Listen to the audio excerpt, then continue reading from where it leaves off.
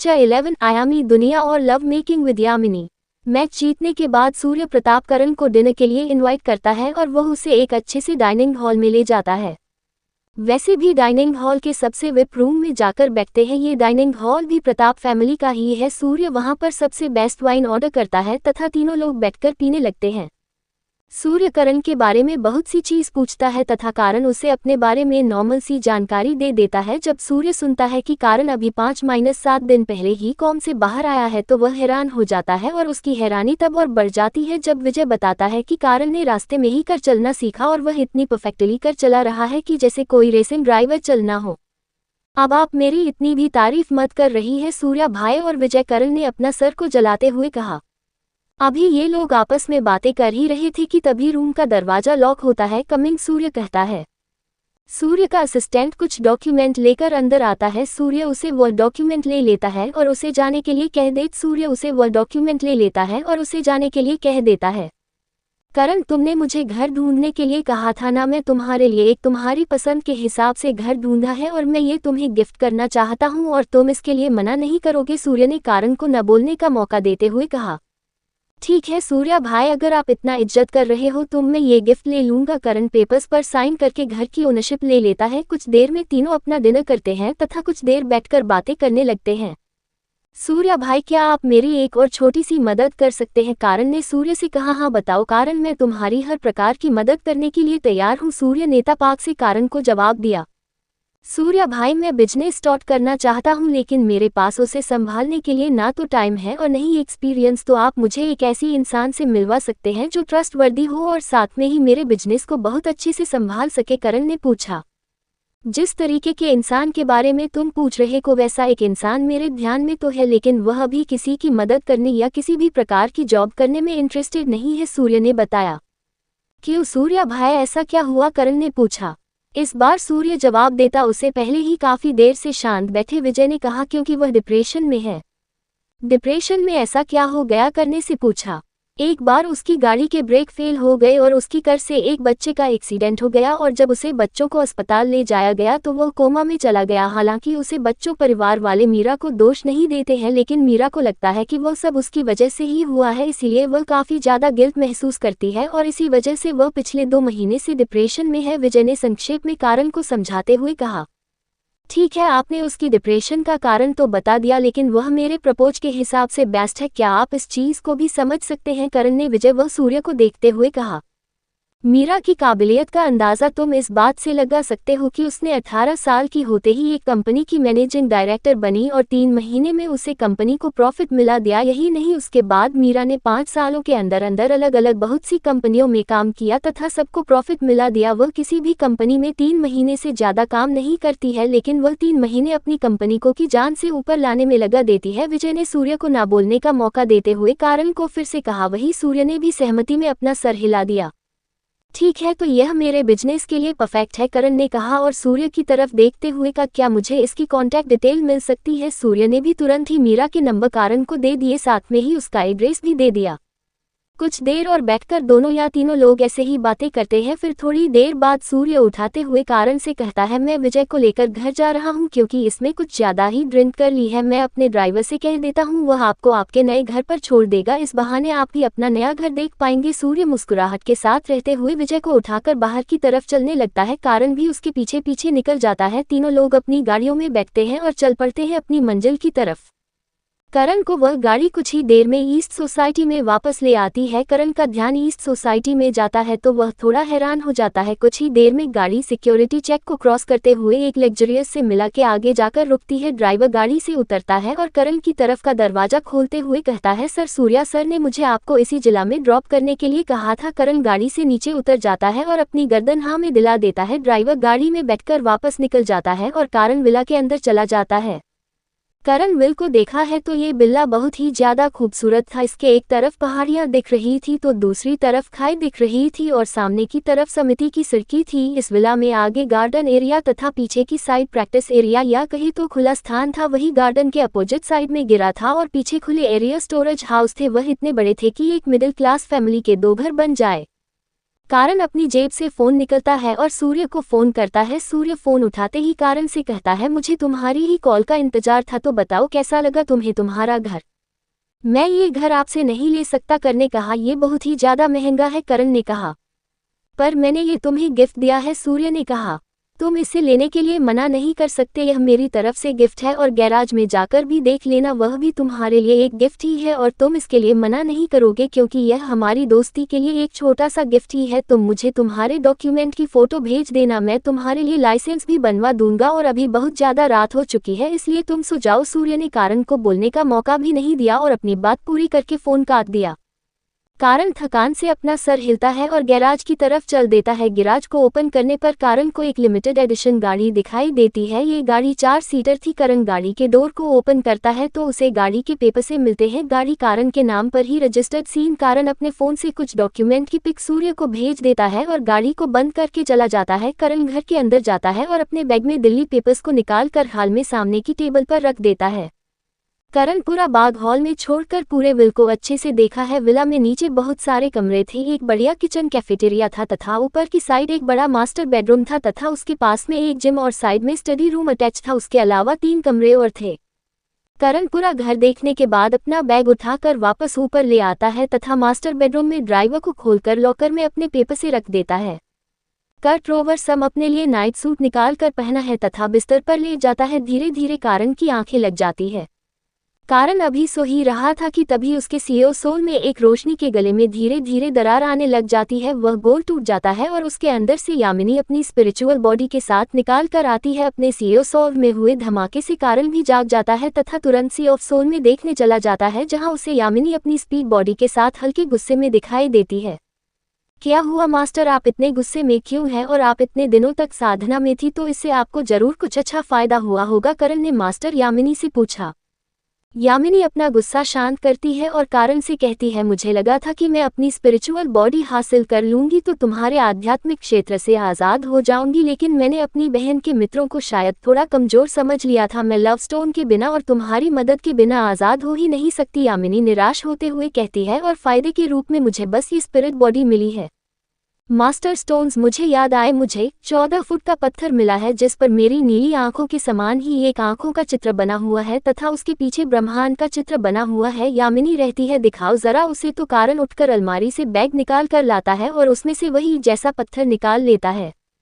यामिनी कारण से कहती है, तुम अपनी ऊर्जा की सहायता से इस पत्थर को जांचो। करण यामिनी के कहे अनुसार उसे पत्थर को अपने हाथ में लेता है और ऊर्जा भेजना लगता है, जिस पत्थर पर बना आंख का निशान चमकने लगता है तथा पीछे बने गैलेक्सी के निशान में ग्रह अपनी जगह से घूमने लगते हैं, परंतु इससे ज्यादा कुछ भी नहीं होता है। तभी यामिनी रहती है, कारण तुम इसे अपने हाथों में पकड़कर अपने गैलेक्सी सूत्र की प्रैक्टिस करो क्योंकि यह तुम्हारी ऊर्जा से प्रभावित हो रहा है। इसका मतलब यह है तुम्हारी मूल साधना तकनीक से भी प्रभावित होगा।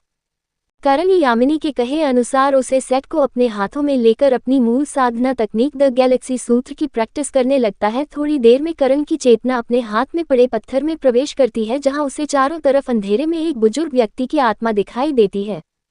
करण को उसे आत्मा से काफी खतरनाक कोर महसूस होता है, इसलिए वह नंबर आवाज में पूछता है, सीनियर आप कौन है? मुझे ये तो याद नहीं कि मैं कौन हूँ, लेकिन मुझे इतना याद है कि मैं इमोर्टल दुनिया का अंतिम ट्रू गॉड हूँ और मुझे तुम्हें इस आयामी दुनिया के बारे में तुम्हें जानकारी देनी है। तुमने गैलेक्सी सूत्र की प्रैक्टिस की है, इसलिए तुम इस आयामी दुनिया के मालिक बन सकते हो। इसके लिए तुम्हें उसे आंख पर अपने ट्रक की एक बूंद डालनी है और जिस तुम्हारे साथ आयामी दुनिया जुड़ जाएगी, और साथ ही मैं तुम्हें अपनी विरासत देना चाहता हूँ। ये कहते हुए वह आत्मा अपने सामने एक तलवार को प्रकट करती है और वे तलवार आध्यात्मिक ऊर्जा के सहारे कारण की चेतना के सामने पहुंचा देती है तथा कुछ ही समय में चेतना में तलवार के मध्य कांटेक्ट स्थापित हो जाता है, जिस कारण को समझ में आता है कि वह इस तलवार को किसी भी हथियार में बदल सकता है। यह एक आसमानी पत्थर से बनाई गई तलवार है जो धातु की न होकर भी धातु से अधिक मजबूती लिए हुए है। इसके एक बार से किसी भी चीज को काटा जा सकता है। धन्यवाद सीनियर। इतना कहने के बाद कारण की चेतना उसे ईद से बाहर आ जाती है। कारण उसे सीनियर के कहे अनुसार अपनी उंगली पर एक छोटा सा कट लगता है और रक्त की एक बूंद उसे पत्थर की आंख में डाल देता है। इससे वह पत्थर तुरंत एक रोशनी में बदलकर कारण के शरीर में समाहित हो जाता है। यामिनी करण से पूछता है, ये सब क्या था? कारण उसे आत्मा से हुई सारी बातें समझता है। वह तो तुम्हें इमोर्टल दुनिया के अंतिम ट्रू गॉड की विरासत भी मिली है, क्या तुम मुझे वह दिखा सकते हो? यामिनी के कहने पर कारण अपने सामने हाथ करता है और उसकी हाथ में वह तलवार एक खंजर के रूप में प्रकट होती है, जिसे देखकर यामिनी काफी उत्साहित होती है। कारण अपने बिस्तर से खड़ा होता है तो भी उसके पास में पड़ा हुआ उसका बैग नीचे गिरता है और उसमें से वह पत्थर और चमड़े का टुकड़ा बाहर निकल आता है। यामिनी का ध्यान उसे पत्थर पर जाता है तो वह चिल्लाती, अरे याओला स्टोन नहीं है तुम्हारे पास, कहाँ से आया? इसी की सहायता से तुम्हें आज़ाद हो सकती हूँ। तुमने मुझे पहले क्यों नहीं बताया कि तुम्हारे पास लव स्टोन है? मास्टर, मुझे नहीं पता था ये पत्थर ही लव स्टोन है। मैं आपसे इसके बारे में पूछने ही वाला था, साथ ही मुझे आपसे इस चमड़े के नक्शे के बारे में भी पूछना था। यामिनी उसे चमड़े के नक्शे को देखते हैं तथा अपने हाथ में आध्यात्मिक ऊर्जा से अग्नि उत्पन्न कर उसे चमड़े को जलने लगती है। जैसे जैसे वह चमड़ा जलता जाता है तो वह दो चीजों में बदल जाता है, जहां पर एक जानकारी लिखी हुई होती है तथा दूसरा चीज एक टैबलेट के रूप में बदल जाता है। उसे जानकारी में लिखा होता है, इससे तुम्हारी किडनी की क्षमता मजबूत हो जाएगी, जिससे तुम्हें ऊर्जा की कमी बहुत कम महसूस होगी। तुम निरंतर एक कार्य को अनेक को घंटा तक जारी रख पाओगे। कारण ये फायदे देखकर थोड़ा हैरान हो जाता है। तभी यामिनी करण को है टैबलेट देते हुए कहती है, तुम इसे खा लो और अपने गैलेक्सी सूत्रों की प्रैक्टिस करो। यामिनी के कहने पर वह उसे टैबलेट को खाकर गैलेक्सी सूत्रों की प्रैक्टिस करने लग जाता है।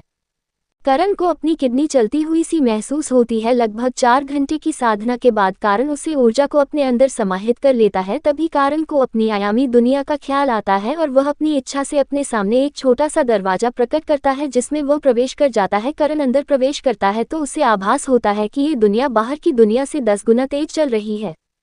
अंदर के 10 दिन बाहर का एक दिन के बराबर है। करण आयामी दुनिया में प्रवेश करने के बाद देखा है उसे अपने सामने एक छोटी सी हवेली दिखाई देती है, जिसमें 4 समान आकार के बड़े बड़े कमरे बने हुए थे तथा बीच में एक हॉल था जो कि काफी बड़ा था और उसके मध्य में एक बहुत ही विशाल पेड़ लगा हुआ था। कारण अभी उसे चीज को देख ही रहा था कि तभी यामिनी चिल्लाती है, डिवाइन ट्री, यहाँ पर तो डिवाइन ट्री लगा हुआ है। मास्टर, यह डिवाइन ट्री क्या है? कारण यामिनी से पूछता है।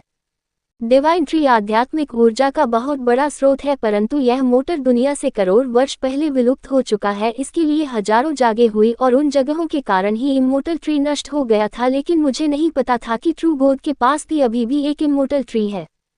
तभी कारण को त्रिभुज की एक बात याद आती है और वह यामिनी को बताते हुए कहता है कि मास्टर, मुझे उसे सीनियर ने कहा था कि यह वृक्ष हमारे साधना करने की क्षमता को भी बढ़ा देता है तथा साथ में ही यह जितनी ऊर्जा उत्सर्जित करता है वैसे वैसे ही हमारी आयामी दुनिया का आकार बढ़ता जाएगा। कारण उसे हवेली के बाहर आकर देखा है तो उसे चारों तरफ समतल जमीन ही जमीन दिखाई देती है, पर वह जमीन महल के या हवेली के मंत्र 10 किलोमीटर के दायरे में ही फैली हुई थी। तभी कारण का ध्यान अपने महल के साइड में बने तालाब पर जाता है, जिसे देखकर कारण कहता है, क्या ये दिव्या तालाब है? ये दिव्या तालाब का पानी अगर कोई पी लेता है तो उसके शरीर से सभी गंदगी एक साथ ही निकल जाती है तथा ये साधना की स्पीड को भी बढ़ा देता है। कारण उसका लाभ से थोड़ा सा पानी पीता है, जिससे तुरंत ही कारण के शरीर से बची कुछ थोड़ी सी भी गंदगी बाहर निकल जाती है। कारण को अपने शरीर पर गंदगी की परत महसूस होती, इसलिए वह हवेली के अंदर जाता है तथा एक कक्षा की तरफ बढ़ता है जो बाकी 3 कक्षा से बड़ा था। कारण उसे कक्षा में जाकर देखा है तो वहां पर बहुत से कपड़े थे। कारण तुरंत बाथरूम में जाता है तो वह देखता है कि बाथरूम भी एक विशाल कमरे जितना बड़ा है और उसके अंदर नहाने के लिए एक तालाब की व्यवस्था है। कारण तुरंत उसे तालाब में नहाने लगता है। नहाने के बाद कारण बाहर आकर उन कपड़ों में से एक कपड़े को सेलेक्ट करके पहना है। उसे लगता है कि यह कपड़े उसे काफी बड़े रहेंगे, लेकिन वह पहनने के बाद तुरंत कारण के शरीर के आकार अनुसार ढाल जाते हैं। तभी कारण को याद नहीं की याद आती है और वापसी ऑफ सोल में देखा है, मास्टर आपने कहा था कि यह लव स्टोन है, तो हम आपके बाहर आने की व्यवस्था कैसे कर सकते? हमें इस स्टोन को कैसे उसे करना है? ठीक है, पहले तुम अपने कमरे से उसे स्टोन को यहाँ लेकर आओ। उसके इतना कहते ही करण तुरंत आयामी द्वार खोलता है और अपने कमरे में आ जाता है, जहाँ कारण को महसूस होता है कि उसे यहाँ से गायब हुए मात्र 2 मिनट ही हुए हैं। कारण वहाँ से लव स्टोन को उठना है तथा वापस आयामी द्वारा से होते हुए आयामी दुनिया में आ जाता है। करण के अंदर आते ही वह द्वारा भी बंद हो जाता है, जैसे कि उसका अस्तित्व ही ना हो।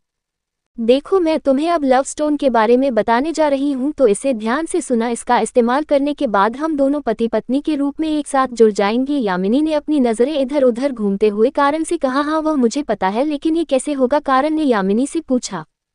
तुम्हें इस बारे में कैसे पता? कर को देखते हुए यामिनी ने पूछा। मुझे यह आपकी बहन की यादों से पता चला था, यामिनी को जवाब देते हुए कारण ने कहा। ठीक है, यामिनी ने कहा, और करण को उसकी चेतना के सहारे उसे पत्र को अपनी सीओ सोल में लाने के लिए कहा। करण यामिनी के कहे अनुसार उसे पत्थर को अपने सीओ सोल में ले जाता है जहां यामी हाथ बढ़ाकर उसे पत्थर को अपने हाथ में पड़ती है तथा करण को अपने हाथ को उसे हाथ में पकड़ने के लिए कहती है जहां पर उसने पत्थर से पड़ा हुआ है। दोनों अपने हाथ के बीच में पत्थर को लेकर अपने हाथ को पकड़ लेते हैं और अपनी ऊर्जा हल्की हल्की तरंगों के माध्यम से उसे पत्थर में भेजते हैं। तभी वह पत्थर पिघल कर एनर्जी के रूप में दोनों के शरीर में समाहित हो जाता है तथा कारण किसी और स्कूल में धमाका होता है और यामिनी की स्पीड बॉडी तुरंत कारण के सामने प्रकट हो जाती है। कारण खुश होते हुए कहते हैं, मास्टर आप आज़ाद हो गई। यामिनी भी खुश होते हुए कहती, फाइनली मैं आज़ाद हो गई। अभी वह इस बारे में बात कर ही रहे थे कि तभी उन दोनों को कुछ गलत होने का एहसास होता है। करण के अंदर पुरुष ऊर्जा बढ़ रही थी, वही यामिनी के अंदर स्त्री ऊर्जा बढ़ने लगती है। धीरे धीरे दोनों अपने होश गंवाने लगते हैं और एक दूसरे के पास आने लगते हैं। उन दोनों को समझ में आ जाता है कि लव मेकिंग स्टोन कैसे एक दूसरे को पति पत्नी बनता है, क्योंकि वह महसूस कर पा रही थी कि अब उन्हें एक दूसरे की शरीर की जरूरत है, वरना वह उसी ऊर्जा को संभाल नहीं पाएंगे और मर जाएंगे। यामिनी तुरंत आगे बढ़ती है और करण के होठों पर अपने मुलायम गुलाबी होंठ रख देती है। कारण भी ज्यादा संकोच नहीं करता और धीरे धीरे यामिनी के होठों का रसपान करने लगता है। करण के हाथ यामिनी के पीठ पर से होते हुए नीचे नितंबों तक सहलाने लगते हैं। वहीं यामिनी का एक हाथ करण के बालों में घूम रहा था तथा दूसरा हाथ पीठ पर घूम रहा था। करण यामिनी के होठों को छोड़कर धीरे धीरे उसकी गर्दन पर किस करता है। वही यामिनी अपनी गर्दन पीछे करते हुए हल्की हल्की सिसकियां लेने लगती है। करण यामिनी को उठाकर कमरे में लेटकर बिस्तर पर गिर जाता है। करण यामिनी की गर्दन से होते हुए उसके वाक्सन की ओर बढ़ने लगता है। करण धीरे से यामिनी के वक्षों के ऊपर से उसका वस्त्र हटा देता है। उसके सामने यामिनी के दूध से सफेद उभर दिखाई देने पड़ जाते हैं। करण धीरे से एक पक्ष को मुंह में लेकर उसका रसपान करने लगता है तथा दूसरे वक्त को अपने हाथ से सहलाने और दबाने लगता है। करण धीरे धीरे नीचे की ओर बढ़ने लगता है और यामिनी के पेट पर चुंबनों की बरसात करते हुए उसके नीचे के भी सभी वेस्टर्न को हटा देता है। तभी यामिनी करण को वापस ऊपर खींचकर उसके कपड़े रिमूव करने लग जाती है। कुछ ही क्षणों में दोनों पूर्णतया वस्त्र रहित हो जाते हैं। करण फिर से अपने अधूरे काम को पूरा करने लग जाता है और यामिनी के पेट को चूमते चामते उसके नीचे अंग तक पहुंच जाता है। करण धीरे धीरे अपने होठों को यामिनी के निजी अंग पर रखता है और चमन लग जाता है। यामिनी भी मीठी मीठी से इसके लेते हुए कारण के सर को दबाने लग जाती है। थोड़ी देर में यामिनी करण को पलटकर उसके ऊपर आ जाती है तथा कारण के होठों पर किस करने लग जाती है और धीरे धीरे नीचे की सकते हुए कारण के नीचे अंग तक पहुंच जाती है। यामिनी करण के अंग को देखकर थोड़ी सी उत्साहित होती है और उसे अपने मुंह में लेकर उसका रसपान करने लग जाती है। करण की भी इसे सिसकियां निकलने लग जाती है। कुछ देर बाद कारण यामिनी को अपने नीचे ले लेता है और अपने होठ यामिनी के होठों पर रख देता है और धीरे से अपने निजी अंग को कारण यामिनी के नीचे अंग पर रखता है और होंठ चूमते सुनते हुए ही एक झटके के साथ यामिनी के अंदर प्रवेश कर जाता है। यामिनी की दर्द भारी चीज बाहर निकल जाती है, क्योंकि आयामी दुनिया में आवाज सुनने वाला कोई नहीं था, इसलिए कारण भी यामिनी को चिल्लाने देता है। करण यामिनी के वृक्षों को चूमते एवं दबाते हुए अपनी कमर को हिलाने लगता है तथा दोनों काम क्रीड़ा में व्यस्त हो जाते हैं। ये सब लगभग 5 से 6 घंटे तक चलता रहता है और अंत में दोनों थककर एक दूसरे की बाहों में लिपटे हुए ही सो जाते हैं। दोनों लगभग थकान के मारे एक दिन तक सोते रहते हैं।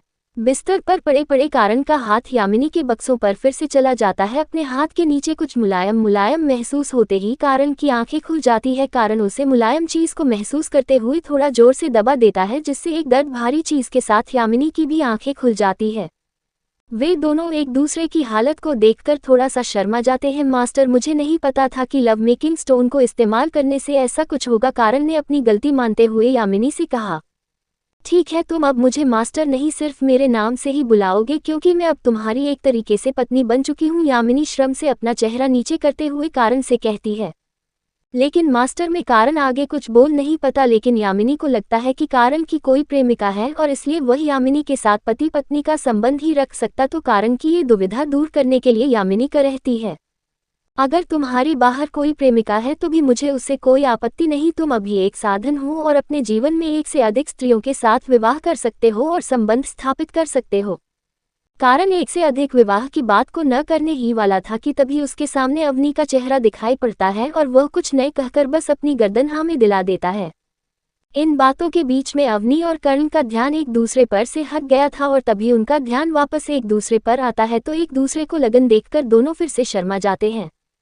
कारण आगे बढ़ती हुई यामिनी को अपने पास खींचकर गले लगा लेता है। यामिनी विकिरण को अपने के लिए लगाकर आंखें बंद कर लेती है, लेकिन तब भी उसे अपने नीचे कुछ चीज सख्त होते हुए महसूस होती है। यामिनी को तुरंत समझ आ जाता है कि यह क्या है। करण यामिनी को अपने सामने करता है तथा दोनों एक दूसरे की आंखों में देखने लग जाते हैं। दोनों एक दूसरे के मुख सहमति पाकर अपने होठों को एक दूसरे से मिला देते हैं तथा रसपान करना प्रारंभ कर देते हैं। कुछ ही देर में दोनों के सर एक दूसरे के विपरीत दिशा में होते हैं तथा यामिनी करण के नीचे अंग को पकड़कर धीरे धीरे सहलाते हुए चमन लगती है। वही कारण भी यामिनी के निजी अंग को चमन लग जाता है। कुछ ही देर में कैमरे से बाहर यामिनी की हल्की मीठी दर्द भरी चीज़ियां सुनाई देने लग जाती है और 5 घंटे बाद दोनों का क्रियाकलाप पूरा हो जाता है। करण यामिनी को बाहों में भरे हुए लेता था। दोनों की आंखें खुली थी और एक दूसरे को प्यार से देख रहे थे। थोड़ी देर या 12 वाइन फैक्ट्री और क्वीन कैट कट रेडी होकर अपने कपड़े वगैरह पहना है तथा बाहर की तरफ चला जाता है। करण अभिलाष बाहर निकलने ही वाला होता है कि तभी उसके पास विजय का कॉल आ जाता है। करण भाई कहाँ हो? विजय ने खुशी के साथ पूछा। मैं बस घर से निकल ही रहा हूँ। तुम इतने कुछ नजर आ रहे हो, क्या बात है? कोई खास बात नहीं, मैं तो बस ऐसे ही खुश हूँ तुमसे मिलने के लिए, विजय ने बात को टालते हुए कहा। ठीक है, अभी मुझे कुछ काम है, मैं तुम्हें बाद में कॉल करता हूँ, करण ने विजय से कहा। ठीक है बड़े भाई, विजय ने कहा और कॉल रख दिया। करण अभिलाष से बाहर जाने ही वाला था कि तभी उसे सूर्य प्रताप का खोला जाता है। हाँ बोलो सूर्या भाई, करण ने कॉल उठाते हुए। मैं तुम्हारे फ़ोन पर तुम्हारी ड्राइविंग लाइसेंस की सॉफ्ट कॉपी भेज दिया है और हार्ड कॉपी कुछ दिनों में तुम्हारे घर के एड्रेस पर आ जाएगी, तो अब तुम तुम्हारी गाड़ी चला सकते हो, सूर्य ने कहा। ये तो आपने बिल्कुल सही समय पर कॉल किया है सूर्या भाई, मैं अभी कब करके जाने ही वाला था, लेकिन अब मैं गाड़ी लेकर जा सकता हूँ, करण ने कहा। करण गैराज की तरफ जाता है तथा वहां पर लिमिटेड एडिशन ब्लैक कलर की एक टॉप मॉडल लग्जरी गाड़ी खड़ी थी। कारण सूर्य के द्वारा दिए गए मीरा के एड्रेस को देखा है तथा इस और चल पड़ता है। मीरा में सिटी के एकदम बाहर की तरफ रहती है। कारण कुछ घंटे की ड्राइव के बाद वहां पहुंच जाता है। करण मीरा के घर के बाहर रखकर उसके नंबरों पर कॉल करता है, परंतु वहां पर कोई कॉल नहीं उठाता है। कारण फिर से कोशिश करता है। बहुत सी कोशिशें के बाद सामने से कोई कॉल उठना है और कहता है मुझे किसी से भी किसी प्रकार की बात नहीं करनी है, और इतना कहकर सामने वाला कॉल रखना ही वाला होता है कि तभी कारण कहता है मैं उसे बच्चों को ठीक कर सकता हूँ, वह कोमा से बाहर आ सकता है। सामने कॉल उठाने वाली मीरा ही थी। इतनी बात सुनते ही मीरा थोड़ी सी उत्साहित हो जाती है और कहती है क्या तुम पक्का ऐसा कर सकते हो? अगर हाँ तो तुम मेरे घर अभी आ जाओ, मैं तुम्हारे घर के बाहर ही हूँ, दरवाजा खोलो। मीरा डोर खोलती है तो कारण अंदर चला जाता है। अपने सामने इतने कम उम्र के लड़के को देखते हुए मीरा कारण से कहती क्या तुम सच में चोर हो? तुम उसे बच्चों को ठीक कर सकते हो? कहीं तो मजाक तो नहीं कर रहे? मीरा हल्के गुस्से के साथ कारण से कहती है। करण मीरा को देखा है तो एक 24-25 साल की नाजुक सी दिखने वाली लड़की, जिसकी आंखें न सोने की वजह से डार्क सर्कल पड़ गए थे, लेकिन मैं उसकी खूबसूरती को किसी भी प्रकार से काम नहीं कर पा रही थी। कारण मन ही मन उसकी सुंदरता की तारीफ किए बिन रह नहीं पाता है।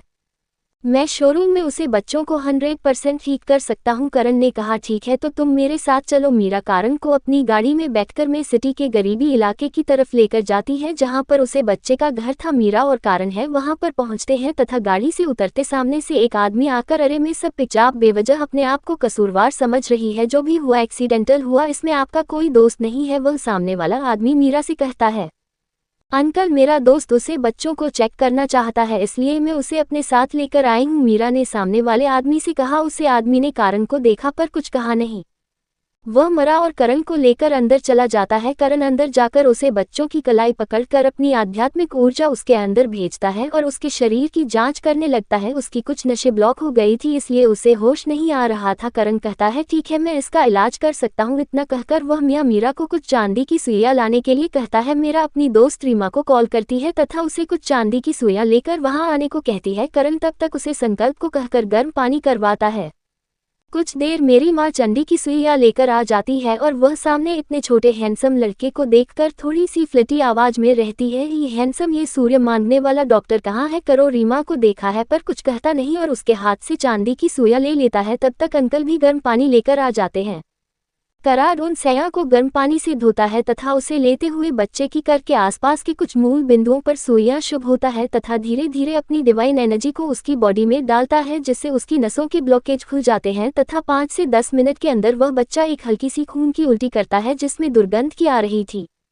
उल्टी करते हुए बच्चा उठ जाता है और चारों तरफ अपनी नजरें घूमकर देखने लग जाता है और इन सभी को हैरानी में देखकर कारण थोड़ा सा खंसते हुए कहता है अब इसे बस हल्का खाना खिलाए कुछ दिन और यह है 1 महीने में पूरी तरह से स्वस्थ हो जाएगा। इतना कहने के बाद कारण मीरा को देखा है और कहता है तुम बाहर आओ, मुझे तुमसे बात करनी है। कितना कहकर कारण बाहर गाड़ी में जाकर बैठ जाता है।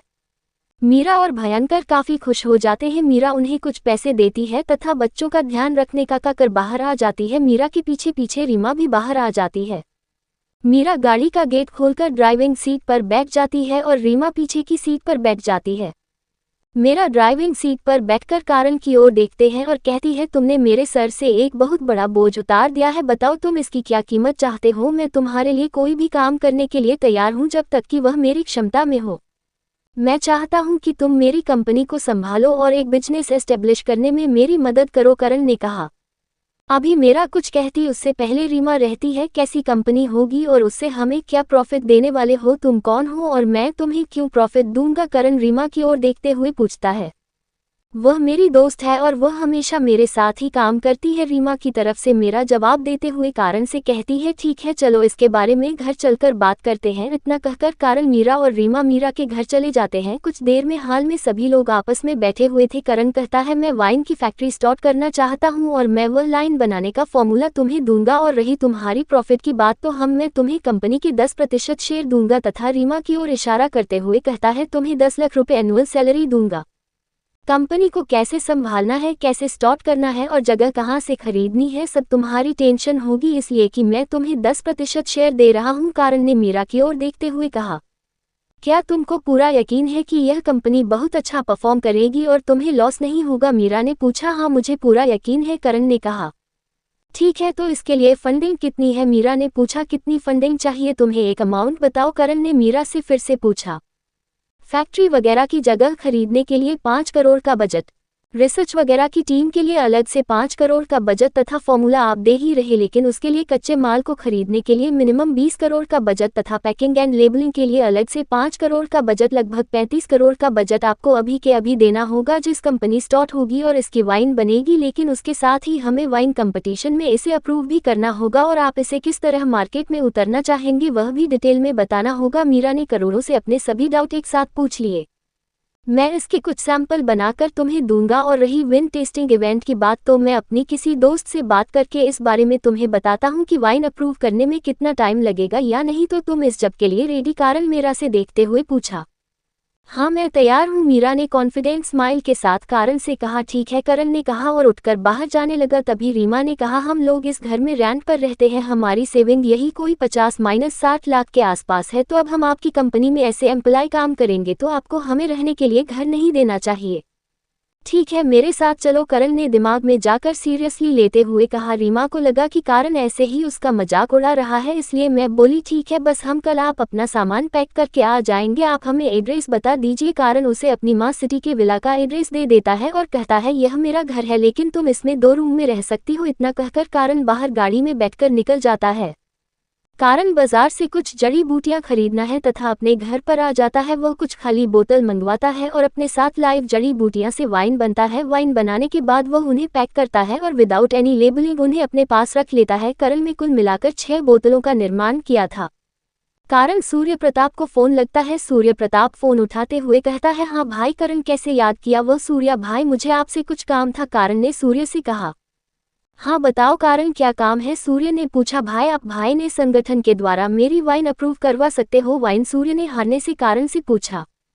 हाँ वाइन में एक वाइन का बिजनेस स्टार्ट करने वाला हूँ और मैं चाहता हूँ कि आप मेरी वाइन अप्रूव करने में हेल्प करें जिससे मेरी कंपनी मार्केट में उतर सके। करने एक बार में ही अपनी बात को स्पष्ट करते हुए सूर्य से कहा, ठीक है आज दोपहर के लंच को एक पार्टी के रूप में एंजॉय करना मत भूलना, फ्री। एक हल्की मुस्कुराहट के साथ कारण को कहता है और उसे अपने डाइनिंग हॉल पर आने के लिए तथा साथ में अपनी बहन लाने के लिए भी कहता है। सूर्य अपने कॉन्टैक्ट की सहायता से वह ने संगठन के अध्यक्ष को तथा अपने जान पहचान के काफी बड़े बड़े बिजनेसमैन को बुलाता है। दोपहर तक कारण भी अपनी वाइफ लेकर वहीं पहुंच जाता है। सभी लोग डिनर करते हैं तथा लास्ट में सबको वाइन परोसी जाती है। कारण इस डिनर में शामिल नहीं हुआ। कारण दूसरे रूम में बैठा इन सब की प्रतिक्रियाओं का इंतजार कर रहा था। वाइन स्पीकर, वाइन संगठन के लीडर ने अर्थात अध्यक्ष ने कहा, अरे सूर्य बेटा ये कितनी पुरानी वाइन है। सूर्य ने कहा, अंकल यह भाई पुरानी नहीं, अभी 3 घंटे पहले ही बनी है। तभी एक और बिजनेसमैन कहता है, क्या 3 घंटे पहले, लेकिन यह मन तो ऐसा टेस्ट कर रही है जैसे इसे सालों से सुरक्षित रखा गया हो और सिर्फ आज के लिए ही निकल गया। आई एम फाइन, बहुत बेहतरीन है, तीसरे बिजनेसमैन ने कहा। इस विन का क्या नाम है और यह कहाँ मिलती है, तो मुझे बता सकते हो, चौथे बिजनेसमैन ने पूछा। सूर्य ने कहा, ये वाइन मेरे दोस्त की एक कंपनी में बनती है और यह कंपनी अभी स्टार्ट ही होने वाली है और कल इसकी वाइन अप्रूव होने के लिए वाइन संगठन में जाएगी। और इस वाइन का नाम क्या है? इमोर्टल वाइन है। अभी सूर्य आगे कुछ बताता उससे पहले ही वाइन संगठन का अध्यक्ष कहता है, इस वाइन को मैं तुरंत ही अप्रूव कर दूंगा और मैं इसका नाम अच्छे से याद रखेगा, लेकिन क्या तुम मुझे इसके बदले में 2 बोतल ले वाइन दिला सकते हो? हाँ बिल्कुल, इतना कह कर उसने अपना फोन करण को किया, मुझे 2 बोतल वाइन अभी के अभी चाहिए, क्या तुम अभी कमरे में पहुंचा सकते हो? करण ने हाँ कहा और वेटर की सहायता से 2 वाइन पहुंचा दी। उन वाइन पर किसी प्रकार की लेवल नहीं थी। वह वाइन देखकर सभी खुश हो जाते हैं, लेकिन अध्यक्ष में वाइन किसी को नहीं देता और अपने साथ ले जाने के लिए कहता है, ठीक है मैं यह वाइन अप्रूवेशन पक्का पास कर दूंगा क्योंकि यह वाइन है ही बहुत लाजवाब। तभी बाकी के बिजनेसमैन पूछते, हम इस लाइन को कहाँ से खरीद सकते हैं? इस फाइल को आपको सीधा इसकी कंपनी से ही खरीदना होगा क्योंकि अभी इसके स्टोर बाहर नहीं खुले हैं, लेकिन जल्द ही इसके स्टोर बाहर खुल सकते हैं, तो ये भाई ना आपको वहां से भी मिल सकती है। सूर्य ने सभी को शांति से जवाब दिए। जल्दी ये लंच पार्टी काफी सक्सेसफुल रहती है तथा सूर्य कारण को क्रिया खुशखबरी देता है। धन्यवाद सूर्य भाई। कारण सूर्य को काफी खुशी के साथ गले लगाते हुए कहता है, ठीक है, लेकिन तुम्हें मुझे भी इस कंपनी के बारे में बताना चाहिए था, मैं भी इस कंपनी में कुछ इन्वेस्ट करना चाहता था। सूर्य ने करण से कहा, मैं इस कंपनी के खाली 10% शेयर की मार्केट में उतारूंगा और इसके शेयर की कीमत 50 करोड़ 1% की होगी। यह सुनकर सूर्य काफी हैरान हो जाता है, लेकिन उसे वाइन की तारीफें सुनने के बाद सूर्य से रहा नहीं जाता और वह 5% शेयर खरीद लेता है और वह तुरंत ही कारण को 250 करोड़ रुपए ट्रांसफर कर कहता है, तुमसे एक की डॉक्यूमेंट मुझे बाद में भेज देना। इतना कहकर वह कारण का कंधा थापता है और बाहर चला जाता है। कारण अपनी कंपनी के CEO मीरा को कॉल करता है और उससे कहता है, मैंने तुम्हें जो फॉर्मूला भेजा है तुम उसे वाइन बनाना स्टार्ट कर दो और कल वाइन को वाइन संगठन में अप्रूवल के लिए भेज देना। वाइन तुरंत ही अप्रूव हो जाएगी और तुमने मुझे बजट के लिए 35 करोड़ रुपए बताए हैं, तो तुम जगह है किस हिसाब से खरीदना चाहती हो? क्या वह वाइन की जगह तुम रेंट लेने वाली हो? करण के सवाल पूछने पर मीरा करती, हाँ हम उसे जगह को रेंट पर ही ले सकते हैं क्योंकि उसे जगह को खरीदने के लिए हमें मिनिमम 100 करोड़ का बजट चाहिए होगा, क्योंकि वाइन के लिए हमें फैक्ट्री बाहर ही लगानी होती है तथा स्टोर्स खोलने के लिए अलग से 100 करोड़ का बजट चाहिए होगा। ठीक है, मैं तुम्हें 250 करोड़ ट्रांसफर कर रहा हूं, लेकिन तुम्हें कंपनी को अच्छे से एस्टेब्लिश करने के बाद वाइन को मार्केट में अच्छे से लॉन्च करना है। करण कहता है, घुस क्या आपको मुझ पर इतना भरोसा है? और वैसे इतनी जल्दी इन्वेस्टमेंट किसने कर दिया हमारी कंपनी पर? मीरा ने थोड़ी हारने से पूछा। तुम मुझ पर इतना भरोसा करके कंपनी में काम करने के लिए तैयार हो गई तो मुझे तुम पर इतना भरोसा तो करना ही होगा ना। और वैसे भी है, पैसे मेरे लिए कुछ भी नहीं है, मैं अपनी क्षमताओं का इस्तेमाल करके इससे भी कई गुना ज्यादा पैसे एक दिन में कमा सकता हूं। और हाँ, ये 5% शेयर के बदले में 250 करोड़ सूर्य प्रताप ने दिए हैं, तो तुम उन्हें 5% शेयर की डॉक्यूमेंट बनवा कर भिजवा देना। करण ने मीरा को जवाब देते हुए कहा, वह सिर्फ 5% शेयर के 250 करोड़? मीरा ने सिखाते हुए हैरानी से एक कारण से पूछा, और आप सूर्य प्रताप को भी जानते हैं? प्रताप कंस्ट्रक्शन के मालिक को? हाँ, वह मेरे दोस्त हैं। करण ने श्री के बारे में बताते हुए मीरा से कहा, अच्छा मेरा नहीं? फिर हैरानी से कहा, ठीक है मेरा, अभी मुझे मैन सिटी से निकाल कर वापस वालिका सिटी में जाना होगा क्योंकि अभी मेरे कुछ दिनों में स्कूल के एग्जाम स्टार्ट होने वाले हैं। उसके बाद में मैन सिटी के कॉलेज में ही एडमिशन लूंगा और यहीं से अपने बिजनेस को रन करेंगे। इतना कहकर कारण अपना कॉल कट कर देता है तथा मीरा के अकाउंट में 250 करोड़ रुपए ट्रांसफर कर देता है। उधर कॉल काटने की तुरंत बाद 250 करोड़ के ट्रांसफर का मैसेज देखकर मीरा हैरान खड़ी होती है कि तभी रीमा उसके पीछे आ जाती है और पूछती है, क्या हुआ? बॉस के पास 50 करोड़ का बजट भी नहीं है जो कंपनी खोलने के लिए इतनी बड़ी बड़ी बातें कर रहा है? मैं तो पहले ही कह रही थी कि तुम्हें उसे बच्चे पर विश्वास करना ही नहीं चाहिए। वह देखने से किसी हाई स्कूल का लड़का लगता है, उसके पास कहाँ से इतने पैसे होंगे? मीरा रीमा के सवालों का कोई जवाब नहीं देते हुए सिर्फ अपने फोन की स्क्रीन उसके आगे कर देती है। रीमा स्क्रीन पर 250 करोड़ के ट्रांसफर का नोटिफिकेशन देखकर हैरान रह जाती है और चिल्लाते हुए कहती, क्या उसने हमें 250 करोड़ रुपए ट्रांसफर की है? क्या उसको यह नहीं लगा कि हम इतने पैसे लेकर कहीं भाग जाएंगे? नहीं, उसने कहा कि उसे हम पर भरोसा है। मेरा निशांत आवाज में रीमा को कहा, इतना भरोसा? रीमा ने फिर से हारने से पूछा। मीरा ने जवाब में सिर्फ अपनी गर्दन हाँ में हिलाई। मीरा को कहीं ना कहीं अब कारण पसंद आने लगा था। कारण भी डाइनिंग हॉल से निकलकर अपनी कार से वापस विला आ जाता है और गाड़ी को मिलाकर गराज में खड़ा कर देता है। करण विला के अंदर जाकर आयामी दुनिया में जाता है तथा यामिनी से कुछ देर बातें करने के बाद वापस बाहर आकर अपने घरवाली का सिटी के लिए कैब बुक करता है। 3 से 4 घंटे की जर्नी के बाद कब कारण को उसके घर से 1 किलोमीटर दूर ही उतार देती है। कारण आसपास देखते हुए धीरे धीरे चलते हुए अपने घर जाता है। घर जाते ही नीलम जी कारण को आया हुआ देखकर उसे गले लगा लेती है और उससे पूछता है, तो बेटा कैसी रही तुम्हारी ट्रिप, क्या तुम्हें मजा आया? हम मुझे काफी मजा आया, कारण ने नीलम जी को जवाब देते हुए कहा। ठीक है, तुम जाओ फ्रेश वगैरह हो जाओ, तब तक मैं डिनर की प्रिपरेशन करती हूँ। ये कहते हो नीलम जी रसोई की ओर चली जाती है। कारण भी अपने कमरे में चला जाता है। कारण जैसी कमरे में घुसता है तो कोई चीज उछलते हुए उसके ऊपर आगे गिरती है और उसके चेहरे को चाटने लगती है। ये कारण की बिल्ली निक्की थी। तो मेरी शैतान ने मुझे इतना मिस किया। कारण उसे बिल्ली के सर को सहलाते हुए प्यार से कहता है। बिल्ली हम एक गर्दन हिलाकर कारण के चेहरे को फिर से चाटने लग जाती है। ठीक है, अब से तुम्हें हमेशा मेरे ही साथ रहना पड़ेगा। ये कह के कारण उसे बिल्ली के पेट पर हल्के से हाथ फेरने लगता है। कारण कैसे हाथ फेरने पर वह बिल्ली कारण से थोड़ा दूर हो जाती है। करण हंसते हुए रहते हो तो तुम शर्मा भी रही हो क्या मुझसे? इतना कहकर कारण उसे बिल्ली को वापस से उठाकर अपने गले लगा लेता है। कुछ ही देर यूं ही बिल्ली के साथ है बातें करके बाद कारण अपने कपड़े लेकर वॉशरूम में चला जाता है तथा चेंज करके बाहर आ जाता है। कुछ देर में ये हर्ष जी भी घर पर आ गए थे और कारण भी नीचे आ जाता है। तो बेटा कल की तो तुम्हारी छुट्टी है और परसों से तुम्हारे बोर्ड एग्जाम स्टार्ट होने वाले हैं और मैंने सुना है इस बार सरकार तुम्हारा रिजल्ट जल्दी ही देने वाली है, क्योंकि एलिट कॉलेज के प्रिंसिपल श्रीधर ने नया सेशन जल्दी स्टार्ट करने को कहा है, क्योंकि उनकी कॉलेज में आज श्री कंपटीशन होने वाला है जिसके लिए उन्हें 2 महीने का समय जल्दी चाहिए। पापा मैं एग्जाम के लिए पूरी तरह से रेडी हूँ तथा मैं भी मैन सिटी के डिलीट कॉलेज में ही एडमिशन लेने के बारे में सोच रहा था, वह मुझे स्कॉलरशिप भी मिल जाएगी, करण ने हर्ष जी से कहा। ठीक है बेटा, जैसे तुम ऐसे ही लेकर, लेकिन वहाँ का नियम है कि तुम्हें 2 साल तक कॉलेज के हॉस्टल में ही रहना पड़ेगा। हाँ मुझे पता है, मैं वहाँ पर इस बारे में पता कर लिया है। तभी पीछे से नीलम जाते हुए उन्हें डाइनिंग टेबल पर बुलाती है तथा रहती है, वहाँ मेरी दोस्त अलका की बेटी भी पढ़ती है, तुम उससे भी जरूर दोस्ती करना, क्या पता भविष्य में तुम्हारी पत्नी के रूप में तुम्हें वह भी मिल जाए। नीलम जी कारण को थोड़ा सा परेशान करते हुए कहती है।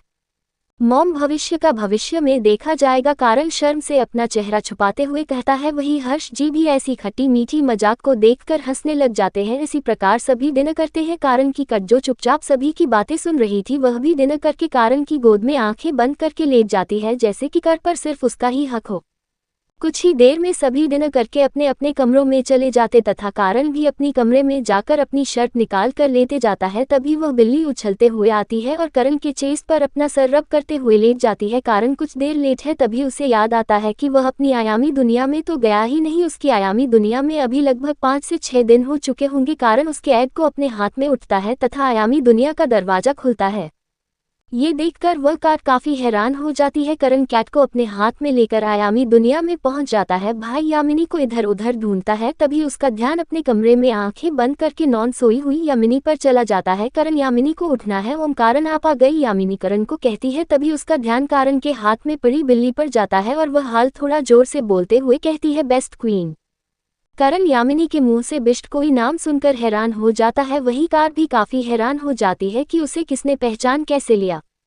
बेस्ट क्वीन ये क्या है? आप इस बिल्ली को बेस्ट क्वीन क्या कर रही है? क्या आप मुझे पूरी तरीके से सब कुछ बता सकती हैं? कारण धारणी के साथ यामिनी से पूछता है। हाँ मैं तुम्हें बताती हूँ, यामिनी ने कारण से कहा और बताने लगी। मोटर दुनिया में एक नीले रंग की बिल्ली थी जिसने अपनी साधना को मोर्टल गोद लेवल तक पहुंचा दिया था तथा उसने अपनी ताकत से सभी विश्व में अपने आप को सुप्रीम लीडर स्थापित कर दिया था। लेकिन उसे एक बार उसने अपनी ताकत की ग्रुप में एक साधु को परेशान कर दिया, इसलिए उसने बेस्ट क्वीन को दिल्ली में बदल दिया। लेकिन बाद में उसे बेस्ट क्वीन पर दया जाती, इसलिए वह उसे शराब को तोड़ने का तरीका भी बताता है कि जिसके पास भी ब्रह्मांड की ऊर्जा होगी वह बेस्ट क्वीन के साथ है शारीरिक संबंध बनाएगा तो उनका ये शराफत टूट जाएगा। लेकिन शराब तोड़ने के लिए भी बेस्ट क्वीन को साल में सिर्फ 1 दिन ही इंसानी रूप मिलेगा। अगर वह इस मौके से छूट जाती है तो उसे अगले साल का इंतजार करना होगा। और यह बेस्ट क्वीन इसलिए ही आपके साथ है क्योंकि आपके पास ब्रह्मांड यह ऊर्जा है। यामिनी की बातें सुनने के बाद कारण काफी हैरान हो जाता है और अपनी इसी हारने के साथ हुआ है उसे बिल्ली की तरफ देखा है।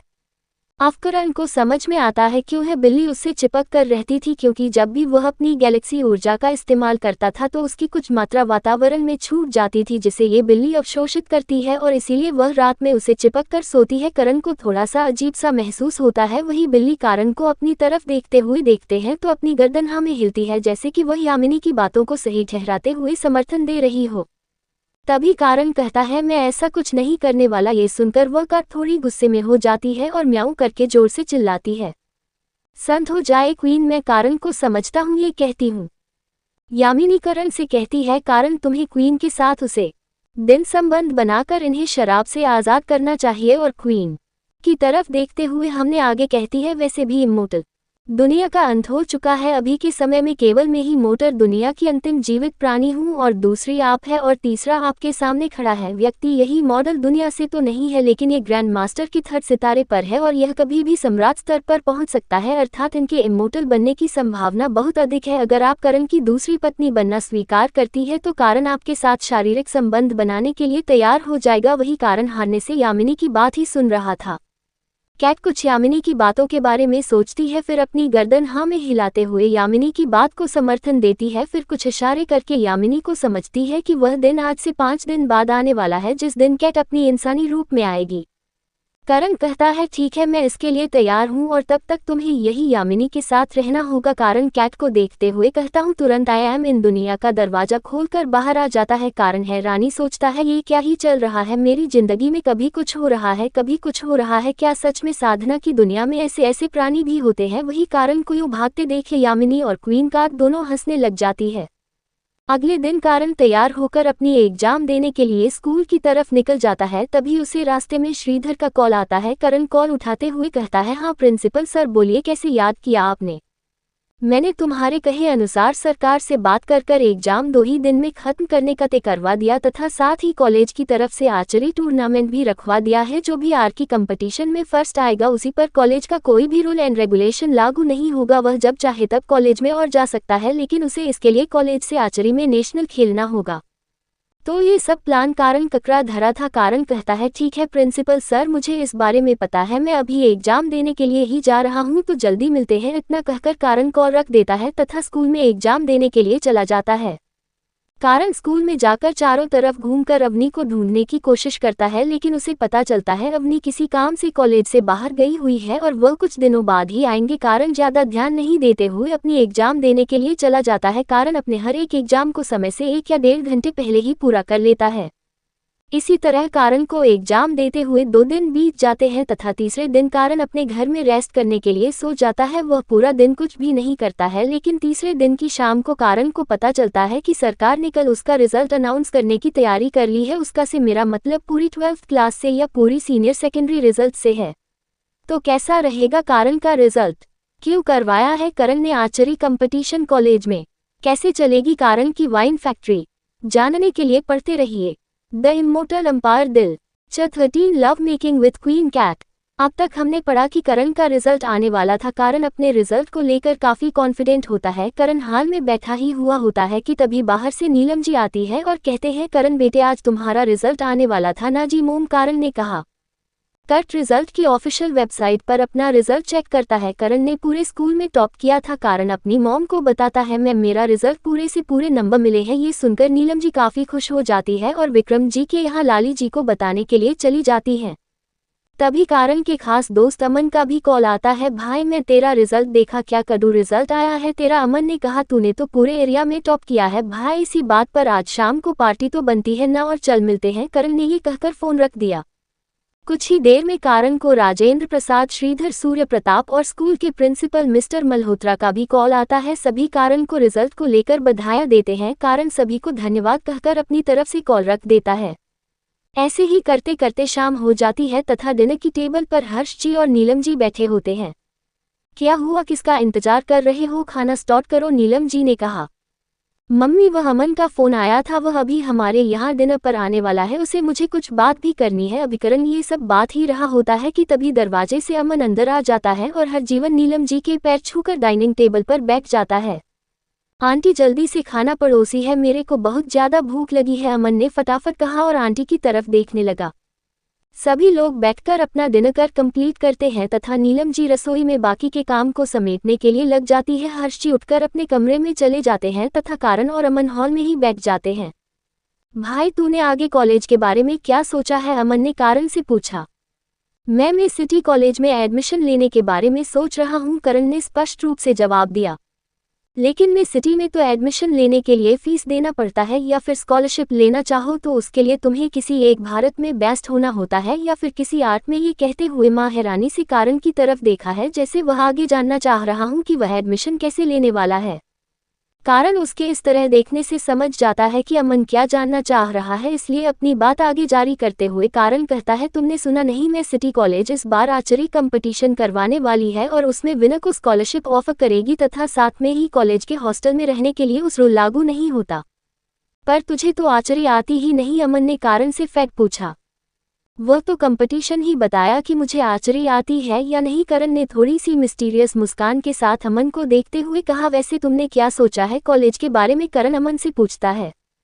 मैं सिटी में जाने वाला हूँ, तुझे पता है ना, मैं स्विमिंग में बेस्ट हूँ और एक स्पोर्ट में बेस्ट होने के नाते मुझे आसानी से स्कॉलरशिप मिल सकती है, अमन ने थोड़ी सी की बुखारते हुए अपनी तारीफ करते हुए कहा।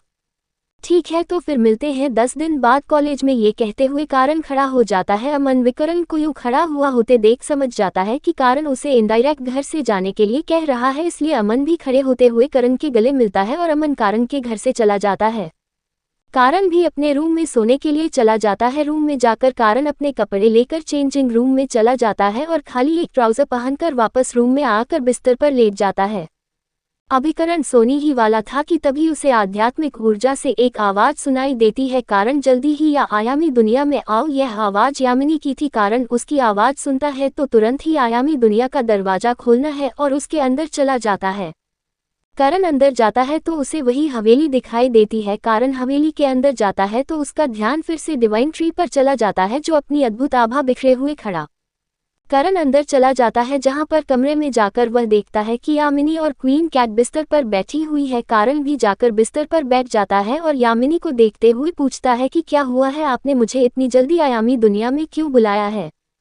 यामिनी करण को जवाब देते हुए कहती है, अभी कुछ घंटे बाद क्वीन कैट अपने स्त्री रूप में आने वाली है, लेकिन इसमें अभी एक और परेशानी है। क्वीन कैट की चेतना में आत्मीय जहर छुपा हुआ है, जो तुम्हारे साथ अपनी ब्राह्मणी ऊर्जा साझा करने के बाद अपने विकराल रूप में आ सकता है। करण यामिनी की बात सुनते हुए हैरानी से क्वीन कैट को देखा है तथा उनसे समाधान के बारे में पूछता है।